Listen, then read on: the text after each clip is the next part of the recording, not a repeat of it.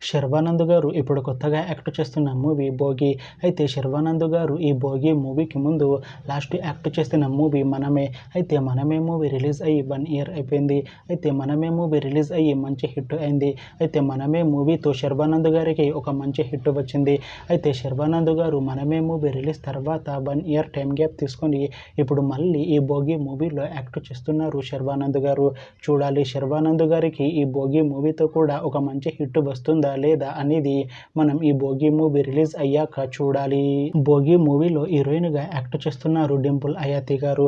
అయితే డింపుల్ హయాతి గారు ఈ 'భోగి' మూవీకి ముందు లాస్ట్ యాక్ట్ చేసిన మూవీ 'రామబాణం'. అయితే 'రామబాణం' మూవీ రిలీజ్ అయ్యి 1 ఇయర్ అయిపోయింది.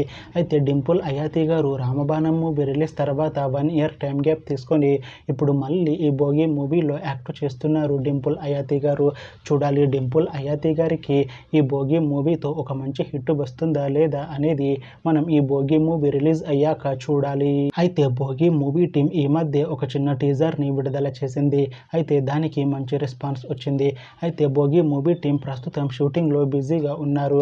అయితే 'Bhogi' movie shooting already 50% complete అయిపోయింది అంటున్నారు మూవీ టీం. అయితే 'భోగి' మూవీ టీం మాత్రం చాలా కాన్ఫిడెంట్గా ఉన్నారు. ఈ మూవీ మంచి హిట్ అవుతుంది అంటున్నారు.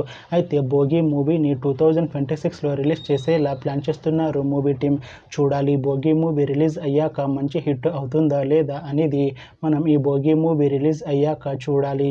Thanks for watching this video friends. మీకు ఈ వీడియో నచ్చితే ఈ వీడియోని లైక్ చేయండి. ఇంకా ఇలాంటి మూవీ అప్డేట్స్ కోసం ఈ ఛానల్ని సబ్స్క్రైబ్ చేసుకోండి.